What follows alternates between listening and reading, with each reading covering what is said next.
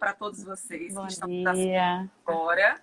É um prazer imenso estar aqui nessa manhã de sábado, véspera do Dia das Mães, né? É, Tema tão importante nas nossas vidas, que é o ser mãe, né? Que exerce sim, a maternidade. E, assim, o desejo de muitas mulheres é ser mãe, não conseguem, outras também não querem ser mães, né? Eu conheço sim, que não querem ser. Mas a gente que escolheu esse caminho, né, Karine? De ser mãe, de ser profissional, a gente enfrenta desafios muito grandes.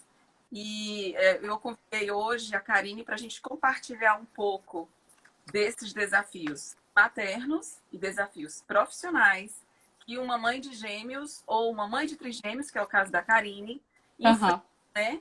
Baseando-se não apenas nas nossas experiências particulares, mas obviamente nas experiências de outras mães que a gente conhece e também nas pesquisas científicas, porque o que eu falei para a Karine é que a gente vai tentar aqui trazer um pouquinho do nosso dia a dia, mas também do que as pesquisas falam, do que a gente tem conhecimento e do que a psicologia pode nos auxiliar nesse momento, né, com relação à criação dos nossos filhos, a lidar com todos esses desafios que nós estamos lidando.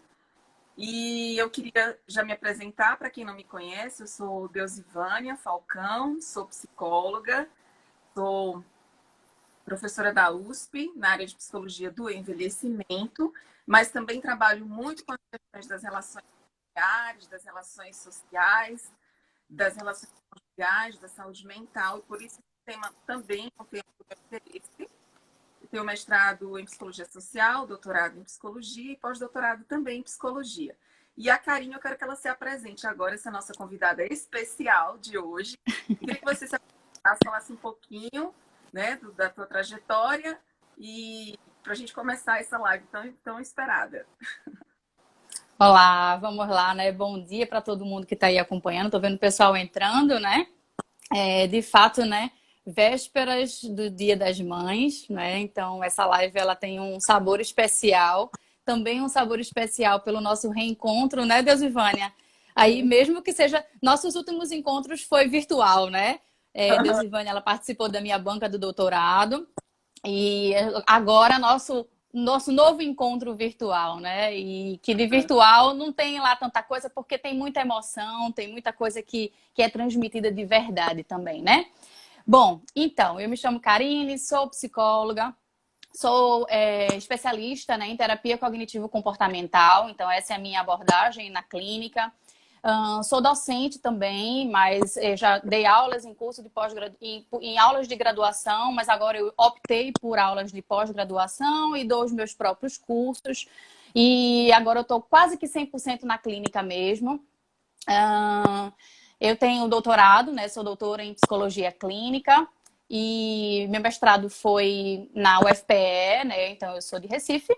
Meu mestrado foi na UFPE e assim eu tenho um prazer danado em estar aqui com você, Deusivânia, e falar sobre esse tema, né? Porque esse tema ele é meio cabalístico, digamos assim, na minha vida, sabe? Desde a graduação, lá pelo meu terceiro período, eu acho, mergulhei nessa literatura gemelar, né? Mergulhei nessa literatura com família gemelar, família com gêmeos, com filhos gêmeos. E isso lá no terceiro período. Eu nem pensava na maternidade, eu nem sonhava em ser mãe, né? Eu nem tinha muito esse desejo tão aflorado assim. E comecei a estudar, né? Fiz pesquisa, fiz PIBIC, né? Durante do meu terceiro período, praticamente até o fim da minha graduação, eu fui pesquisadora. Então, dessas pesquisas, né, com família gemelar, surgiu um produto que é esse livro aqui, né? Depois a gente passa aí direitinho, né? Eu tenho um capítulo de livro, olha aí, ele aí. Eu tenho um capítulo de livro nesse livro, né? Um capítulo da minha pesquisa. E foi, E então eu sou. desculpa, foi inclusive organizado, né, pela nossa querida professora doutora Cristina Dias, que conheci Isso, professora, foi minha orientadora de iniciação científica e também foi orientadora de iniciação científica da Karine. Então, assim, muito legal, muito bom. perfeito. Desculpa te incomodar, Né? é só te cortar. Nada. E Ah, aí já mergulhei, né, durante a minha graduação inteira. E chegou no meu mestrado, não foi muito diferente não, viu, Dosivânia? Porque eu não trabalhei com gêmeos propriamente dito, mas trabalhei com reprodução humana assistida, né? Então, a minha pesquisa do mestrado foi sobre a paternidade nesse contexto, né, de reprodução humana. E tentei dar um pouquinho de voz a esses homens, né? Nesse processo de reprodução assistida, as mulheres, elas são muito alvo de tudo, né? Seja da própria medicação, das intervenções médicas, enfim, né? E aí eu fui buscar um pouquinho a voz dos homens, dos pais, dos futuros pais, e foi uma pesquisa super legal. Bom, então aí eu mergulhei muito nessa literatura de infertilidade, mergulhei muito nessa literatura gemelar durante a minha vida inteira, sem nem sequer saber que eu seria, no futuro, mãe de trigêmeos, né?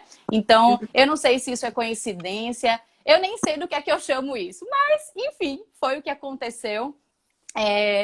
Então, eu sou super, né, super feliz por ter esse arcabouço teórico anterior à minha prática. Eu acho que me ajudou um pouco, viu, Dosivânia? Não sei, mas eu tenho a impressão de que me ajudou. Né? Eu acho que eu estava sendo preparada, sei lá, para essa maternidade, vai saber. Sim, com certeza. Eu acho que a gente tem uns desejos aí, né, que são muito aflorados. Eu acho que a força do pensamento, eu acredito muito, né, mas a gente sonhar muito, e aí, de repente, toda essa fundamentação teórica te ajudou, né, a ter demais. Eu não sei se era sonho para você. Para mim era sonho ser mãe de gêmeas, né? Quando eu era criança, vou só contar um detalhe pequenininho antes de fazer a pergunta. Conta. Quando eu era criança, eu admirava muito as mães gemelares, os gêmeos, né?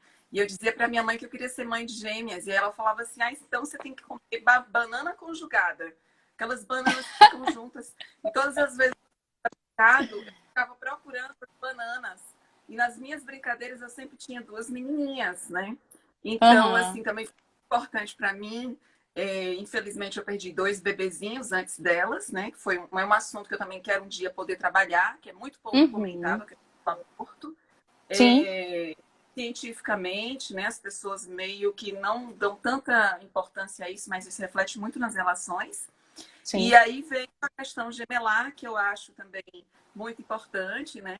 De ser tratado, e por isso que está aqui hoje para falar sobre isso. E quando as minhas filhas vieram, também fiquei muito feliz. Mas eu queria te perguntar, Karine, vamos começar aí o nosso bate-papo. Bora. E dizer para o pessoal aí que eles podem interagir, né, Dosivânia? Na medida que a gente for falando, podem ir trazendo as perguntas, as questões aí também, né? Sim, sim, com certeza.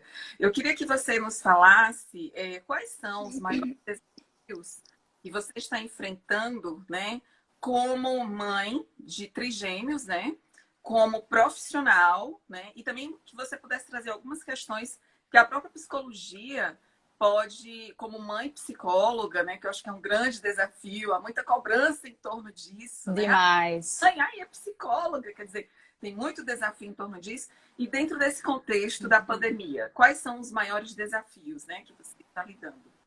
Então, né, eu acho que desafios sempre foram muitos e sempre serão, né? Então, assim, eu costumo dizer que desde a notícia da gravidez trigemelar, eu já comecei a ser preparada para lidar com todos esses desafios. E eu acho que eu tenho, assim, na minha cabeça alguns bem vívidos, né? Eu vivo isso todos os dias, né?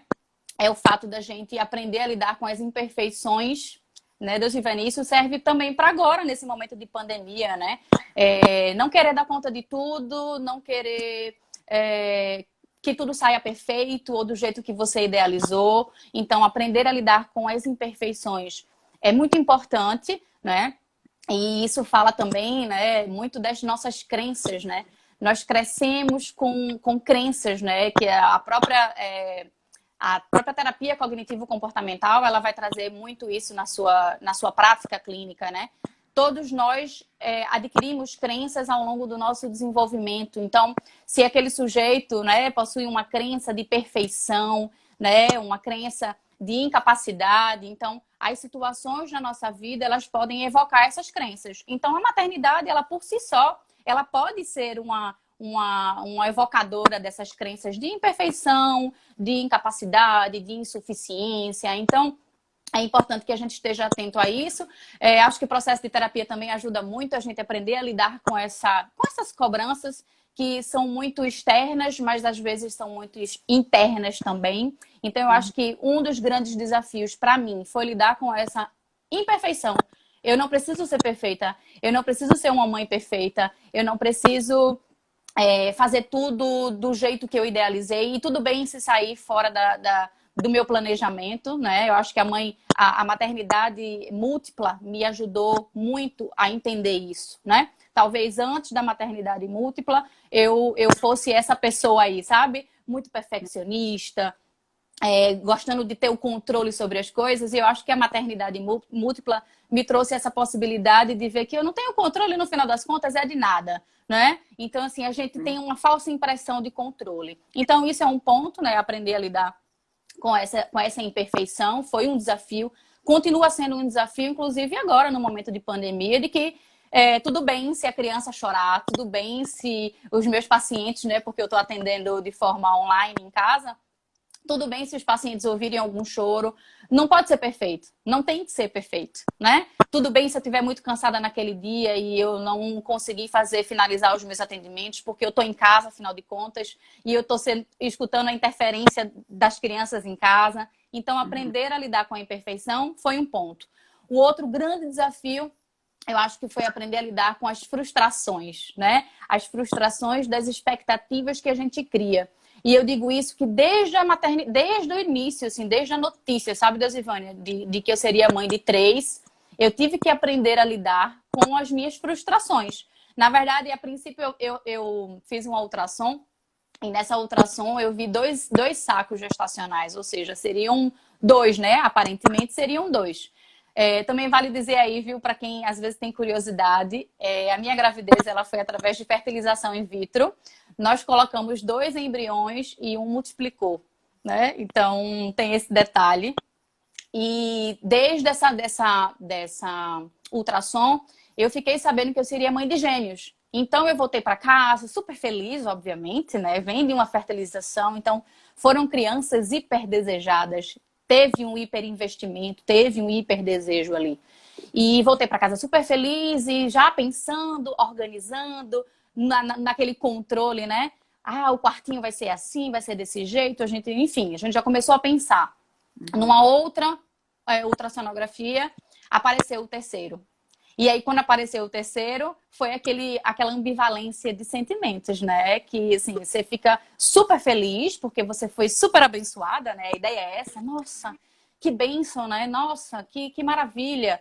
Mas, em contrapartida, tem muito sentimento de medo, de angústia, né? As crenças de incapacidade, elas vêm à tona automaticamente, porque você não se sente capaz de gerar 3 crianças, não vai se sentir capaz de ser mãe de 3 crianças. Então, e a frustração de perceber que você vai precisar se mudar, porque aquele apartamento é muito pequeno, você precisa trocar de carro, talvez você pare de trabalhar, né? E aí vem um turbilhão de coisas, realmente. Então, aprender também a lidar com essa frustração das expectativas que a gente cria também foi um grande desafio e é até hoje, né? Assim, um grande desafio. Quando as crianças chegam em casa, quando você dá a notícia que você está grávida de 3 para a família, você escuta muito, né, das pessoas, dos amigos. Olha, não se preocupa, a gente vai estar aí, né? Você vai poder descansar, você vai poder dormir, a gente vai te ajudar nas mamadeiras, a gente vai te ajudar na troca de fralda, a gente vai te ajudar na medida do possível.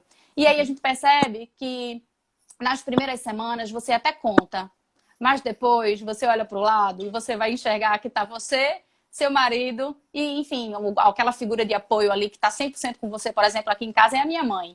Então, no final das contas, somos nós 3, com as 3 crianças, né? Então, eu tive que aprender a lidar também com essa frustração, com essa expectativa que eu depositei no outro e que não me corresponderam, obviamente, porque eu não tenho controle sobre isso, né? Então, eu tive que aprender também a lidar com o fato de eu não ter controle, né, sobre muita coisa. Então, essa maternidade, eu digo, Deus Ivana, que ela veio para me melhorar e muito. Eu acho que toda maternidade, ela vem com um propósito, né?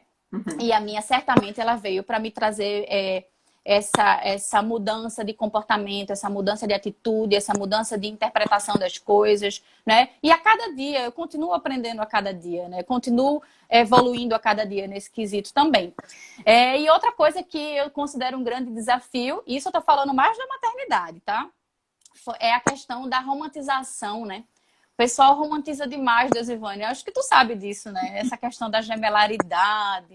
É mãe de gêmeos, nossa, como você dá conta, né? Aquela coisa, aquela fantasia que gira em torno dessa maternidade, né? Então, eu tive que aprender a desromantizar, a trazer para o real, porque não tem nada de romântico nisso, né? É muito difícil, na verdade, você dar conta de gêmeos em múltiplos, né? Então, esse também foi um desafio. Desromantizar aquilo que as pessoas insistiam em romantizar para mim, né? Então, desde do meu parto, por exemplo, eu passei muito tempo em casa, né, de repouso absoluto. Então, eu não tive aquelas fotos maravilhosas que toda grávida faz. Eu não tive como fazer, então eu tive que desromantizar isso. Eu tive que desromantizar o meu parto. Foi um parto muito difícil. Foi um parto onde eu não fiquei com o meu marido no início. Eu estava numa sala diferente, onde eu precisei tomar ferro, porque eu estava completamente anêmica. Então, foi um parto complicado. Foi um parto difícil. O pós-parto também foi difícil, né? Não tive fotos, aquelas fotos maravilhosas que as mães tiram na sala de parto. Não tive, porque as crianças nasceram muito abaixo do peso e foram direto para a UTI, né? Para a incubadorinha lá. Então, foi tudo desromantizado.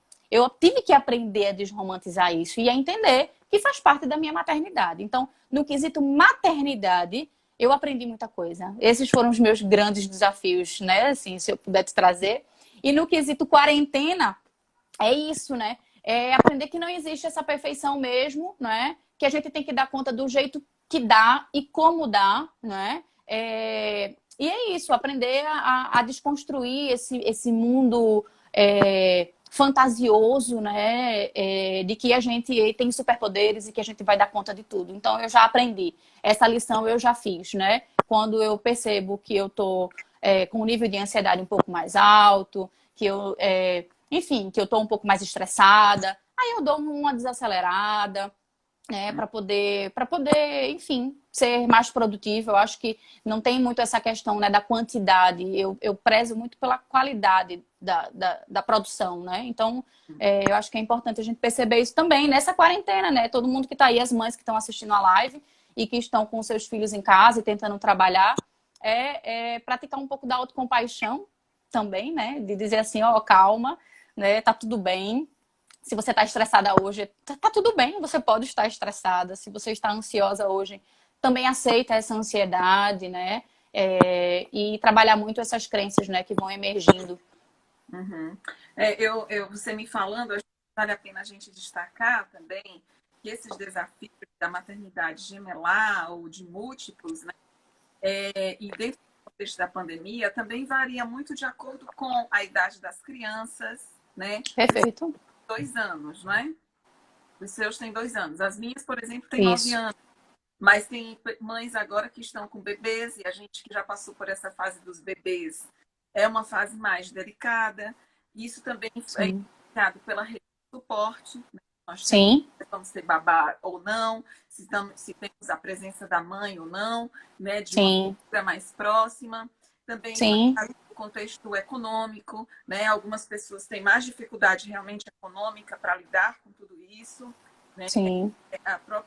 O contexto também da casa, né? Como você falou, às vezes a gente tem que mudar de um apartamento menor para um maior para poder também atender todas as demandas e nem todo mundo tem esse privilégio, né? Então, Isso. eu acho que a gente pensa nos desafios, a gente pensa em todas essas variáveis aí, Sim. sociais, culturais, econômicas, né? Que envolvem. Sim. E hoje eu estava revendo uma apresentação do grupo que aqui na USP nós temos o painel USP Gêmeos, que é coordenado pela a professora, um belo trabalho feito pela professora Emma Ota, né?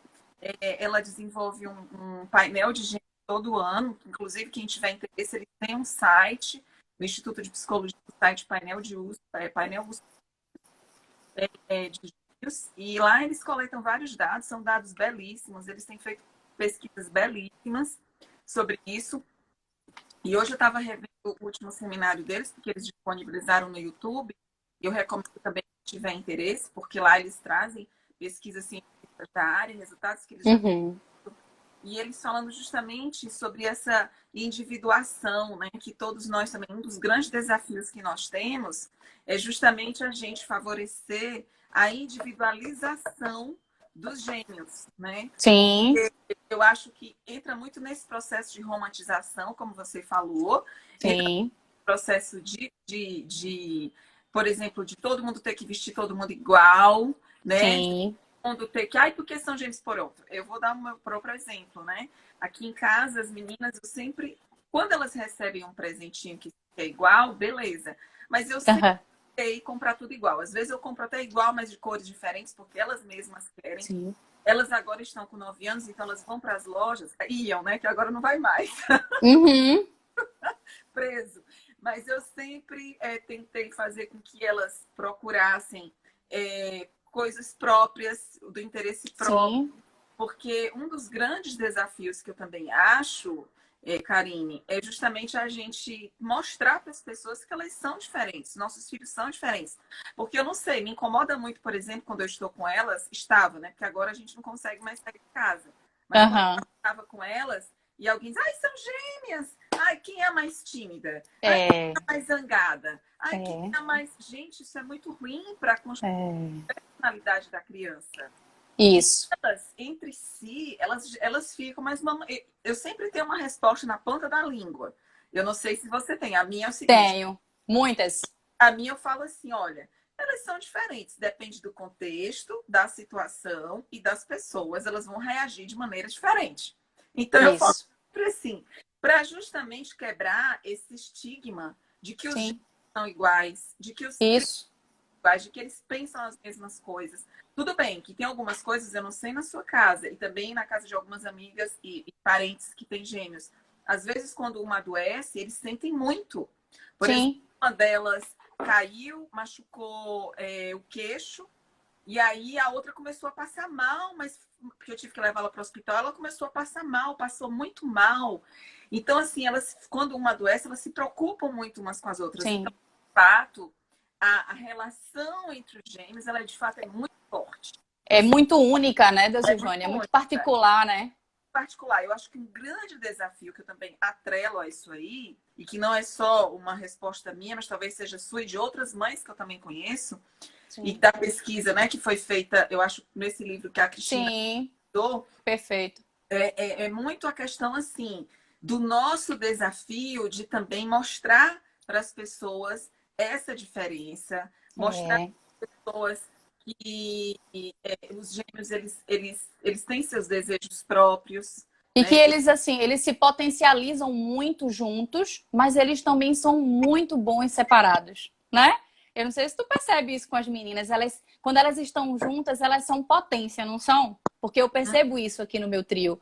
Mas quando eles estão separados, eles são também muito bons, né? Isso que você falou, Desivânia, é interessante, né? Eu escuto muito isso, muito. Quando a gente sai, assim, para passear, quando a gente saía, né? Nos parques, nos shoppings, né? Quando saía. Tô com saudade, tanta saudade desse tempo que você nem imagina.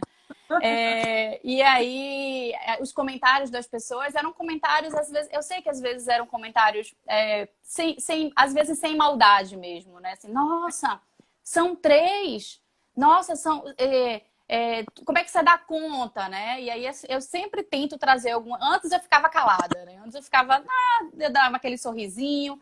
E agora eu aprendi a dar uma resposta porque eles entendem muito, né? Então, nossa, graças a Deus que não são meus. Já ouvi isso. Ai, graças a Deus que não são meus. E aí eu dou a resposta, ai, graças a Deus que são meus, né? Porque os meus filhos, eles estão entendendo. Então, eles precisam ser validados na maternidade deles, né? No quanto eles são importantes para mim. Então, ouvir do outro, graças a Deus que eles não são meus, né? É muito pesado, é muito chocante, eu acho, sabe? Para o desenvolvimento, enfim, né? E aí eu sempre tento dar essa resposta, né? Mais positiva. Ai, que bom, são meus, né? como é que você consegue cuidar com muita alegria, com muito amor, né? Então, eu tenho me policiado muito nesse sentido e, de fato, né, quando você fala aí do grande desafio da gente de promover essa individualidade, já paguei minha língua vestindo igual? Já paguei, Deusivânia. Já paguei, achei fofo, botei as meninas iguais, o mesmo laço, o mesmo vestido, mas tenho tentado, né? E isso aqui é coletivo, né? Aqui em casa, assim, a gente conversa muito sobre isso, de desmistificar isso de que gêmeos precisam se vestir iguais. Inclusive, no livro a gente traz muito, né? Os resultados da pesquisa trazem de que os pais eles vestem igual para virar um pouco de centro das atenções, né? Para serem validados, enfim, né? Para serem o foco um pouco do processo, porque quando as crianças nascem, elas são o foco, né? Então, vestir igual os transforma em pais famosos, né? Digamos assim. Então, são todos os mitos que permeiam essa maternidade e essa paternidade. E aqui a gente tenta, sim, né, desenvolver essa individualidade. Por exemplo, um dia desses a gente estava aqui no quarto e aí eles estavam pulando, né? A gente colocou um colchão no chão, eles subiam em cima da cama e ficavam pulando de cima da cama para o colchão. E aí, Benício pulando, Luísa pulando e Eduarda, ela mais cautelosa, ela sentava na beirinha da cama e pulava sentada. E aí a gente aqui brincando, a maior algazarra e tal. E aí a minha mãe fez assim, eita, ó pra aí, Benício pula, Lulu pula, mas Dudinha é mais... Aí na mesma hora, minha mãe se conteve, porque isso já é tão discutido aqui. E aí um dia desse eu comentei com ela, né? Eu disse, ó, foi massa isso que tu fez, mãe. Porque, de fato, você ia dizer assim, Eduarda é mais medrosa. Provavelmente ela ia dizer algo nesse sentido. E aí não é legal essa rotulação, né? Sim. A gente sabe, né, Deusivânia, que as crianças elas têm uma tendência a corresponder às expectativas da gente, né? Então, desde a barriga, na vida intrauterina, também foi dado de pesquisa, da nossa pesquisa, as mães já identificavam coisas do tipo, ai, fulaninho tá chutando muito, ele é o mais agitado. Uhum. Fulaninha é mais quietinha, não chuta tanto. Então, desde a vida intrauterina, já acontece muito essa identificação, né? Essa projeção dos pais, né? E aí as crianças, elas tendem, de fato, a corresponder. Então, se você repete muito, Dudinha é a mais medrosa, Lulu é a mais comunicativa, Benício... Então, você acaba limitando, né, os seus filhos a desenvolverem outras potências, outras habilidades. Então, ao invés disso, né, incentivá-los a comunicação, né? Não enfatizar esse tipo de coisa de um é melhor que o outro. E aí, com essas questões, né, surge muito o tema da rivalidade, né? Eu não sei se você passou por isso, provavelmente sim, né? A rivalidade fraterna. Eu tenho passado por isso e tem sido muito difícil. Assim, mas antes da gente até falar da questão da rivalidade, eu queria responder uma pergunta que fizeram aqui há pouco tempo, que a pessoa nos pergunta se é difícil, se é complicado manter roupas iguais, com cores diferentes, se isso vai prejudicar a individualidade. Eu só queria deixar o seguinte, assim como você, Karine, eu também já vesti as meninas iguais. O que a gente está trazendo é que essa coisa de sempre ser igual, de para todo mundo vai sempre ser igual. Isso aqui não é saudável, assim, na minha opinião. Isso. Das coisas que eu já li. Ou seja, isso. Eu compro a mesma roupa com cores diferentes. Mas isso. Que elas vão. Ou então eu sempre procurei também procurar assim, eu vejo que uma tem um estilo mais. Aqui em casa tem uma que tem um estilo mais esportivo. E a outra tem um estilo mais, digamos assim, já gosta mais daquele estilo mais patricinha, mais. E eu respeito, quer dizer, uma mais despojada, a outra é mais clássica. Então elas vão sozinhas, né, começando a entender, né, que são diferentes, né? Sim. Então é isso que a gente está querendo trazer para vocês, é que é importante a gente respeitar a individualidade de cada uma. Sim. Isso realmente assim faz muito sentido para a gente destacar, porque eu acho que é um desejo meu, da Karine e de outras mães, mostrar que os gêmeos de fato são diferentes e que não tem essa história de estar comparando toda hora. Isso. Inclusive, Deusivânia, às vezes as pessoas perguntam assim, mas por que que você vai fazer 3 bolos, né, de aniversário? Por que que você vai fazer 3? Vai cantar 3 parabéns? Não fica muito cansativo? Para quem que fica cansativo, né? Para eles é maravilhoso, cada um tem o seu bolo, cada um sopra a sua vela. Cada Sim. um vai ter o seu parabéns, então isso é importante, né? Uma outra coisa que eu tô fazendo muito aqui em casa, Deusivânia, brinquedos. Eu acho que os brinquedos, eles podem até ter um propósito de cooperação, um brinquedo de montar, né? É legal que você tenha um brinquedo desse estilo e que todo mundo brinque ali para cooperar, para desenvolver essas habilidades. Mas a gente tem também prezado muito por brinquedos individuais. Então, assim, é importante que se saiba. Ontem mesmo à noite, as meninas brincando pegaram os super-heróis de Benício. E aí eu frisei, né? Esse super-herói, esse Hulk, né? Esse Homem-Aranha é do seu irmão, né? Para eles entenderem que existem brinquedos que são específicos de cada um. Isso também é muito importante, né? Para não ficar tudo muito coletivo, porque no mundo não é tudo coletivo. Na escola não é tudo coletivo, né? Então é importante que eles aprendam em casa de que existe o que é meu e o que é do outro, e eu preciso respeitar. Então eu só posso brincar com o que é do outro se ele me permitir, né? Porque se a gente cria os nossos múltiplos e gêmeos, enfim, nessa onda de que é tudo coletivo, de que são irmãos e precisam dividir tudo, é complicado, porque lá fora não é assim, né? Sim, com Então, certeza. E aí, voltando a essa questão da rivalidade fraterna, né? Isso é uma das coisas que eu tenho enfrentado e que eu acho que outras mães também, porque apesar de todos serem muito amigos, mas são irmãos, né? Assim, são amigos, aqui em casa as meninas são super amigas. Eu tenho outros casos também de pessoas próximas a mim que têm como lidar, né, com a amizade dos irmãos. Mas aqui, por sim, exemplo, a Adriana acabou de nos perguntar, por exemplo, como é a questão da raiva. A gente vai incluir, Adriana, essa resposta agora para você. Então, assim, os amigos, eles são importantes, eles são, aliás, os irmãos enquanto amigos, eu tento enfatizar isso. Eu falo assim, olha, sim. papai, aqui em casa eu conto uma história. Eu falo assim, Papai do Céu foi muito generoso com a mamãe. A mamãe perdeu 2 bebezinhos e depois vocês vieram juntinhas para fazer a alegria da. Uhum. E ontem elas estavam contando uma historinha, falando que existe a Bebelândia. Mamãe, você sabia que existe a Bebelândia?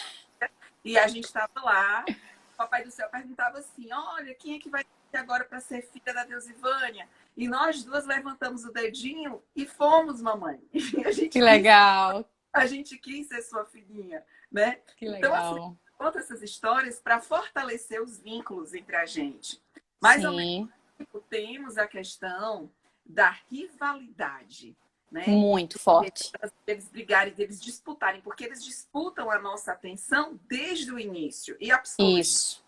né? A psicologia já tem algumas pesquisas que falam a respeito disso. Ou seja, eu acho que é um momento que você, mais do que eu, que você trabalha muito com a questão da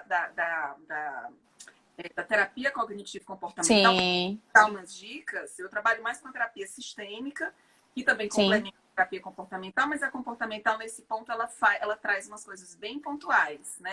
sim. Aí, assim, trazendo para a questão da rivalidade, o que que eu vejo aqui? Elas estão sempre disputando a atenção minha, do pai, É. da família. Infelizmente, quando vai ser mãe, a gente vai lendo muitas coisas. E uma das Sim, recomendações que eu li é que eu deveria ter momentos sozinha com elas, né? Tipo, sim, o dia do filho único. Ai, vamos sim. ter o dia do filho único. Mas você acredita que eu nunca consegui, nunca consegui, durante esses 9 É. anos, ter o dia de filho único? Porque eu tô sempre assim. Se eu for para uma, ai não, vou chamar a outra também porque precisa. Ai não, vai ser tão bom, né? Pronto. Aí tem a ver com os seus pensamentos, né? Os seus pensamentos distorcidos, provavelmente, viu, Desivânia? Do tipo, Ah, será que eu tô abandonando uma? Será que eu tô sendo injusta porque eu tô saindo para passear com pois uma e é, deixando a outra? nada As melhor culpas, né? As nossas culpas. que a psicóloga. A psicóloga às vezes não consegue ver umas coisas que os nossos amigos veem, né? Então, acho que é um Né? pouco isso, assim, por exemplo, eu amamentei as duas 1 ano e 2 meses, né? E assim, Uhum. eu ficava muito essa coisa de equilibrar, por exemplo. eu dava a mamar no peito, né? Então, Aham. hoje é esse aqui. Aí no outro dia era o outro. Eu ficava mais ou menos vendo se O a mesmo. quantidade era ideal para eu não ser injusto com a outra. Então, assim, a gente É, tem essa coisa assim de amamentar uma. E às vezes, quando as duas estavam chorando, eu não tinha como eleger qual das duas eu ia pegar primeiro. Eu não tinha dúvida. Eu colocava é. no peito e no outro. E assim foi os 6 primeiros meses. Eu amamentei exclusivamente. Para quem não sabe, tá, gente? Tem gente que acha que mãe de gêmeos não pode amamentar. Pelo contrário, depende muito das crenças. Pode. Voltando a falar das crenças. Isso. Eu sempre Isso. tive crenças muito fortes da maternidade, de que eu poderia amamentar. Eu sempre vi minhas tias amamentando, minha mãe amamentando. Então era um sonho muito grande amamentar. E aí eu consegui Uhum. amamentar as duas exclusivamente até o 6º mês. Quando elas completaram 6 meses, eu falei, agora eu vou inserir as papinhas. Então, eu Uhum. dava 7 vezes por noite para amamentar as duas, porque quando era uma, era outra. E aí era uma coisa Olha a assim, exaustão, né? Que exaustão, né? muito, muito, muito. Foi um grande desafio da É. maternidade. Teve um dia que eu até peguei ninei, eu estava ninando, fui pro quarto delas, fiquei ninando lá. E aí, quando eu olhei fui colocar no berço, porque eu estava ninando, tinha uma bebê. Eu fui colocar no outro, tinha outra bebê. Eu estava, na verdade, ninando um pedaço de pano, de tão cansada que eu estava. É, acontece. Coisa, né? Já eu, viu, Deusivânia? Aí as pessoas faziam assim, eu acho que as coisas acontecem como tem que acontecer, né? Os meus passaram quase um mês na UTI e eu acho que isso ajudou muito no processo quando eles chegaram em casa, porque a gente tentou manter mais ou menos uma mesma rotina do que acontecia lá. Então, assim, eles sempre foram muito tranquilos, assim, de dormir no berço. Então, eles não dormiam em carrinho, eles não dormiam em outro lugar que não seja no berço. E olha, eu vou lhe dizer, eu estava tão cansada, que eles dormiam e eu dormia junto, como se eu não tivesse criança nenhuma. Sabe, assim, não tem aquelas mães que, principalmente mães de filho único, geralmente são assim, que acordam, vão lá ver se o bebê tá respirando. Eu nunca fui essa mãe de ir lá no berço, de saber se tá respirando, se estão vivos, porque eu tava num ponto de tanta exaustão que eu não conseguia fazer isso. Então eu privilegiava o meu sono, né, por mim, né? Então, voltando lá à rivalidade fraterna, né? Você falou, Karine, traz algumas técnicas, algumas coisas que podem ajudar. Principalmente para quem tem dois, não precisa nem ser gêmeos, né? Ou múltiplos, enfim. Quem tem dois filhos de idades diferentes, acho que também vai ajudar muito. Por exemplo, aqui é aquele negócio que chamam, né, a mamãe polvo, né? Quando um vem pro colo, o outro vem também e a gente só tem duas mãos, né? A gente só consegue colocar duas crianças no Pra colo. colocar uma aqui às vezes, ó. Às vezes, né? Quando eles eram bebezinhos, eu colocava os três. Hoje eles já são pesados, já estão grandes e eu não consigo mais fazer. Então, às vezes eu tô com um no colo, aí o outro tá brincando, mas ele viu que aquela criança tá no colo, que o irmão tá no colo. Automaticamente ela pede. Aí ela subiu. Então eu tô com dois. Daqui a pouco a terceira olha pro lado, não encontra os irmãos, vê que os irmãos estão no meu colo e vem pro meu colo também. E aí começam a chorar. Porque os que estavam no colo não querem que chegue um terceiro. E aí o terceiro que está no chão se sente, enfim, né, injustiçado, alguma coisa nesse sentido. E aí qual é a orientação, né? O que é que se faz? Isso está aqui, viu? No nosso livro, nas nossas pesquisas. Também tem um pouco disso aqui, ó, dessas dicas nesse livro, que ele é maravilhoso. Depois a gente deixa aí, né, Deusivânia? Todas as dicas de... Esse eu li na Tu gravidez. acha? Pronto, né? E aí tem muita dica e isso funciona muito, eu coloco muito em prática. Eu tiro todo mundo do colo. Começam a chorar, eu disse, ó, peraí. Então, desce todo mundo, aí começa aquele chororô, aquela agonia. Aí o que é que a gente faz? Se deita no chão, vai pro quarto, pega um livro, é o que a gente chama da técnica de distração, né? Então, a gente muda o foco daquilo ali, né? Então, se não dá para ser os três, então vamos tirar todo mundo, né? Se vocês não estão concordando de que precisam esperar, aí a gente desce, deita no chão. Então, isso aqui já é também quase uma regra aqui em casa, né? Uma outra coisa legal também. Ah, Karine, mas você não acha que tem que manter os dois no colo e o outro tem que entender que a hora dele vai chegar? Tem também, mas tem momentos, Deusivânia, que as crianças, elas não têm eles estão aprendendo ainda a expressar as suas emoções, né? Então, eles não sabem como expressar isso. Eles acabam expressando através do choro, da birra, né? Da agressividade, de jogar os brinquedos no chão. Então, é importante que a gente faça essa leitura também da maturidade da criança, né? Na maturidade cognitiva e, enfim, né? De lidar com essas emoções, né? De saber o tempo de esperar. Então, tem uma outra técnica que pode facilitar muito também. Sei lá, você tá com alguma criança no colo ou fazendo alguma coisa específica com aquela criança. E aí eles começam a disputar para fazer isso com você também. Aí você pode pegar, sei lá, uma caneta, um objeto, um palitinho. E aí você pode dizer assim, pronto, vamos fazer o seguinte, agora é a vez de Benício. Benício está com mamãe fazendo tal coisa. Agora, Lulu, segure aqui esse palitinho, que a próxima da vez é quem está segurando o palitinho.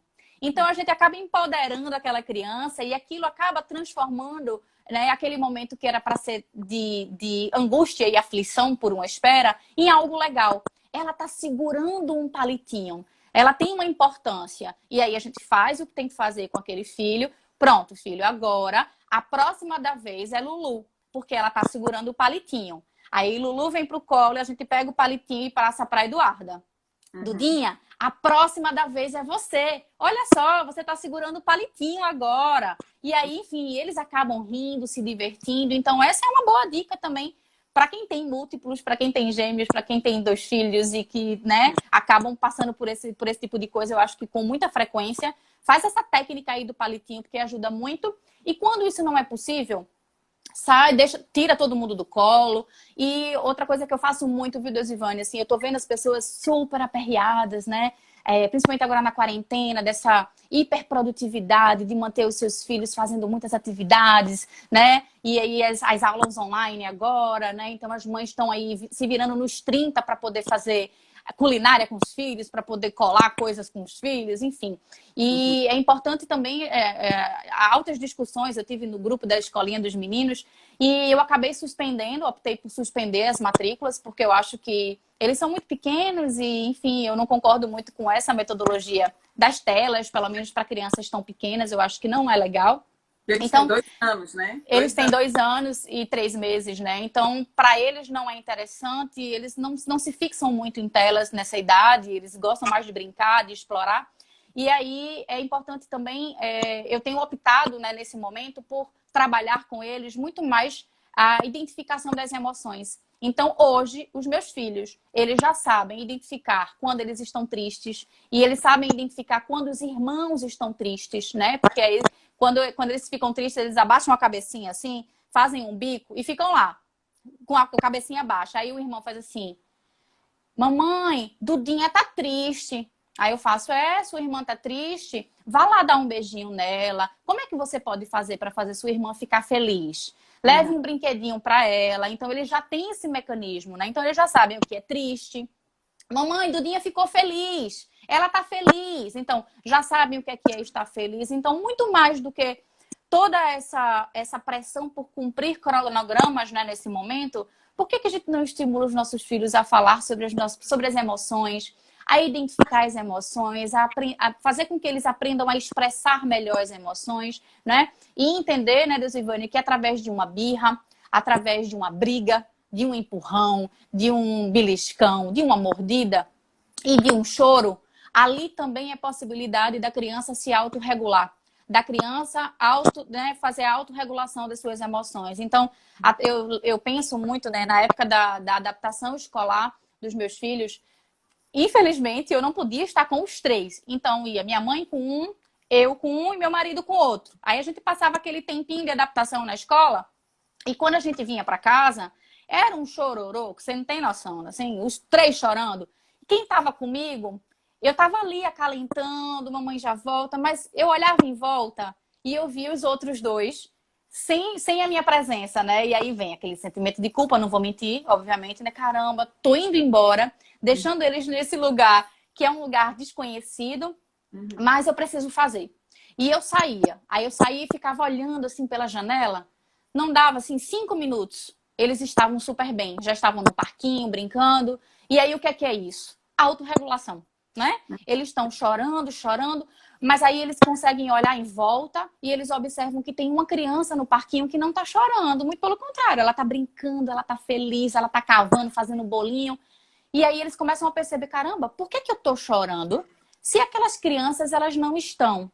E isso Uhum. proporciona autorregulação. Então é importante para a gente também entender, né, as mães que estão aí acompanhando a gente, que até no choro, na birra, no se jogar no chão, no empurrão, isso possibilita também a autorregulação, né? Então, às vezes, a criança ela está expressando ali as suas emoções e você pode deixar, você não precisa intervir o tempo inteiro. Você pode deixar um pouco para perceber como é que ela está se autorregulando no ambiente. Né? Eu acho que isso também é uma boa dica. Muito, muito. Diga aí que eu tô falando muito. Fale aí, Não, comenta não, alguma coisa. é a nossa convidada de hoje. Todo direito de falar muito.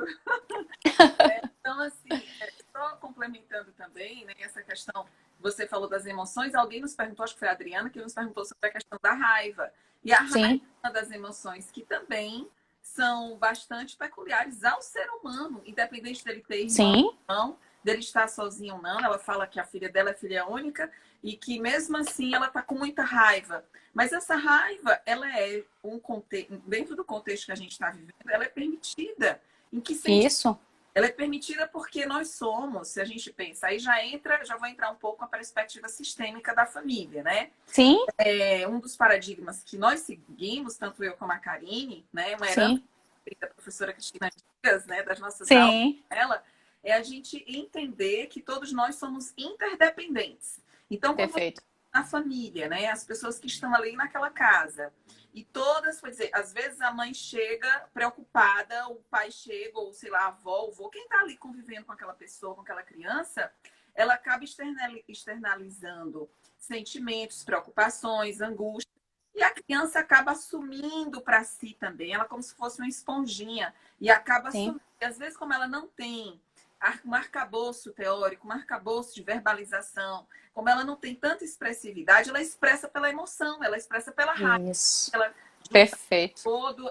como ela é interdependente do sistema, às vezes o sistema inteiro está com raiva, só que ela é o porta-voz desse sofrimento.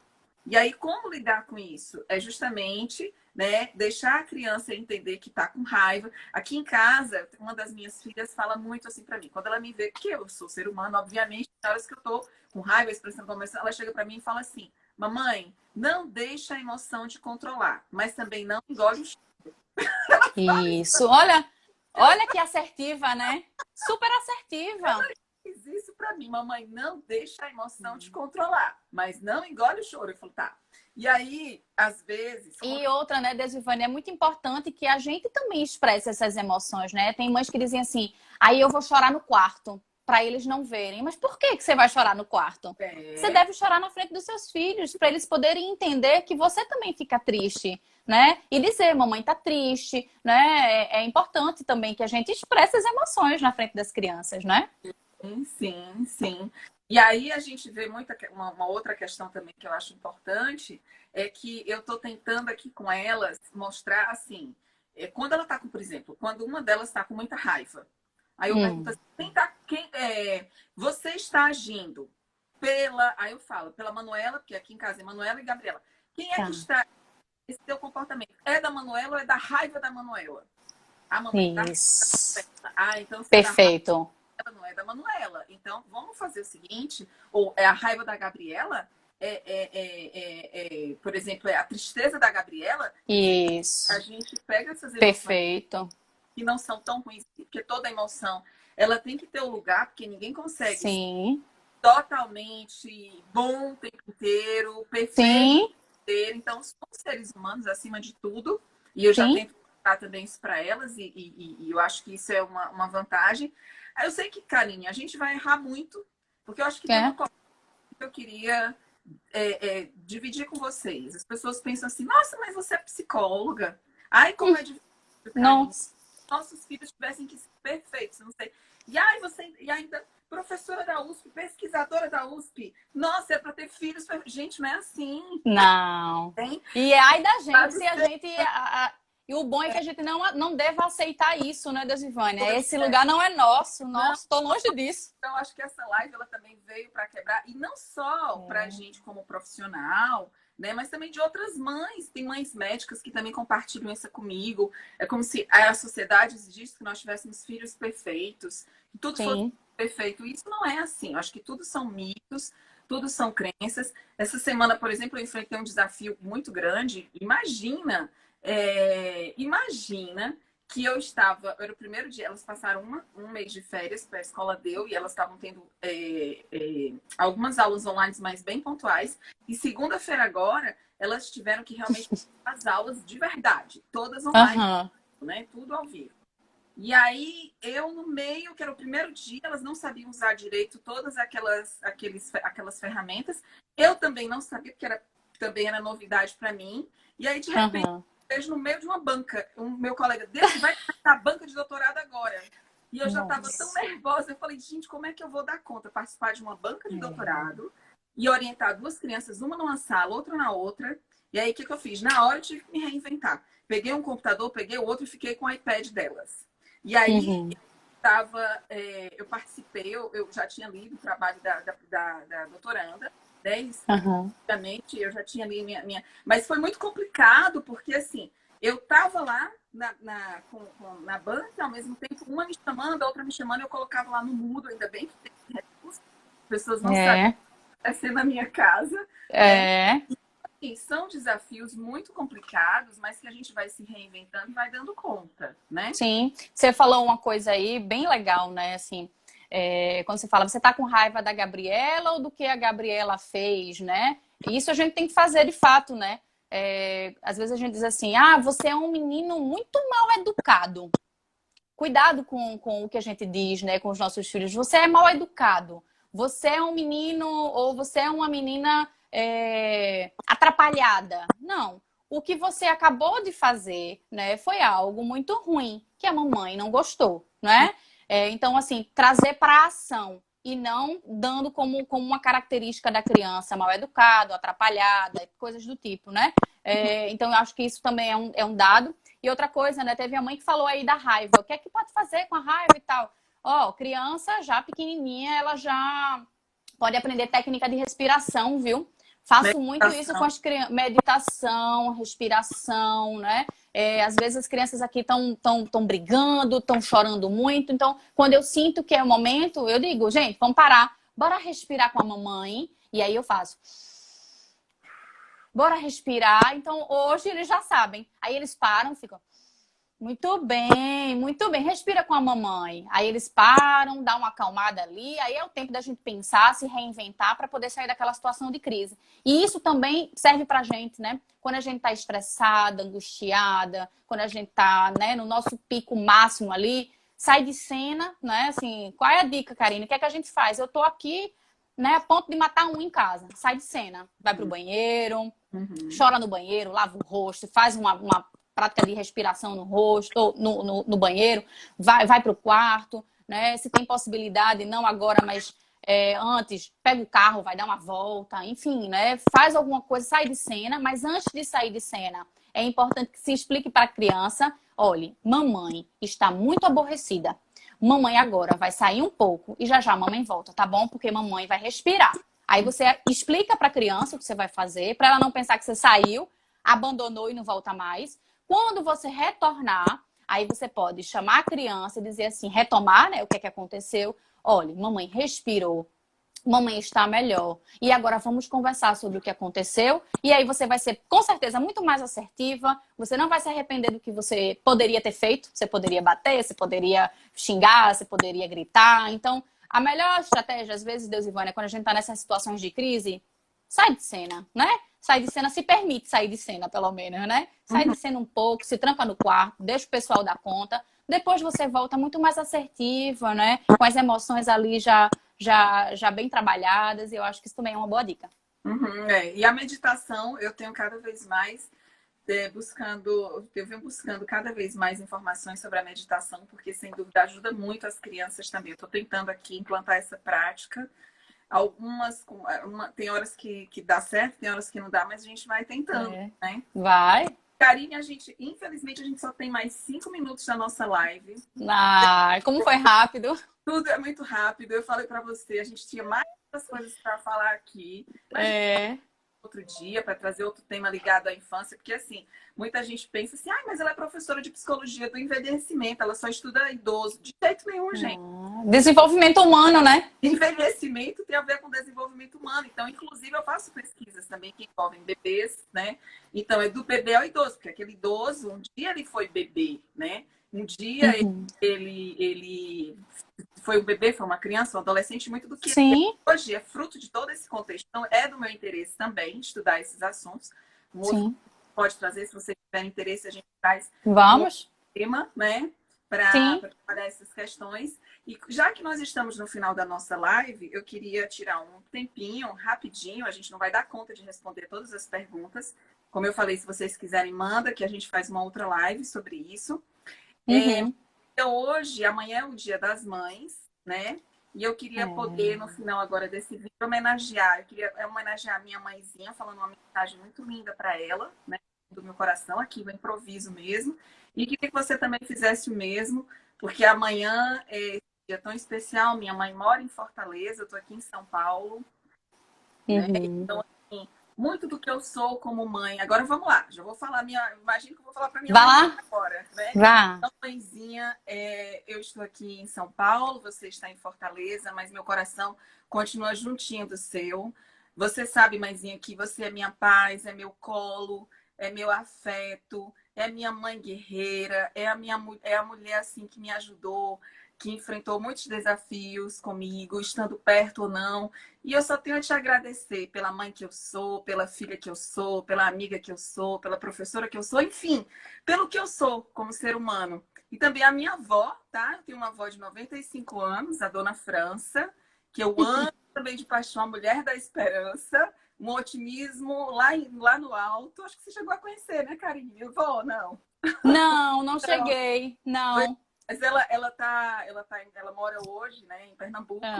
E assim, sou muito fã dela. Mas agora eu vou passar a bola para você. Então, mãe e vó, eu amo muito vocês. Amanhã é o nosso dia, mas eu aqui do fundo do meu coração só desejo muita paz, muita luz e muita alegria para vocês. E para todas as mães do Brasil também, tá, gente? Todas as mães, ou com gêmeos, ou com trigêmeos, ou que não tenha nada. Ou as grávidas, as grávidas, as adotivas. Né? São tão mães quanto as mães biológicas. Sim. Então, respeito a todas as mães do Brasil e do mundo. Vamos agora para você falar um pouquinho. Super rápido. Bom, eu quero trazer duas figuras aqui, né, para agradecimento. A minha mãe e a minha sogra, né? A minha sogra é uma segunda mãe, com certeza. Foi uma pessoa, as duas, né, são pessoas que me inspiram por várias razões, né? Por serem tão guerreiras, né? Por serem tão comprometidas, tão carinhosas, tão amorosas. Então, elas são minhas inspiradoras, né? Eu me inspiro muito no comportamento e enfim, né? Na conduta delas como mães. E agradecer também pela ajuda e força, né? Sem elas ia ser muito difícil, viu, Deusivane, aqui. Sem a minha mãe aqui, porque a minha mãe é uma das que vem pra cá e é pauleira, viu? É pauleira aqui com 3 crianças, é difícil. Sem ela, a gente tava perdido, né? Então, a minha mãe, ela certamente tem um propósito, né? Por estar aqui. Acho que tudo casa, tudo combina muito. Minha mãe, ela não trabalha. Então, ela é jovem ainda, né? Ainda tá jovem, ela ainda pode correr atrás de criança, pode me ajudar nessas tarefas mais difíceis. Então, ela assumiu um pouco esse lugar aí de cuidadora das crianças. Um dia desse, ela tava dando banho nos 3 e eu disse assim, eita, manhã, quando é que tu imaginava, hein? Que tu, nessa idade, você ia estar aqui dando banho em 3 crianças. Aí ela começou a rir, enfim, né? E ela faz com super amor, assim. A gente vê muito amor, muito envolvimento. Então... enfim, ela é maravilhosa. Te amo, mãe. Mas você falou da sogra, eu também vou falar da minha. Um beijo. Fale. Excelente mãe. Enfim, gente, a nossa live acabou.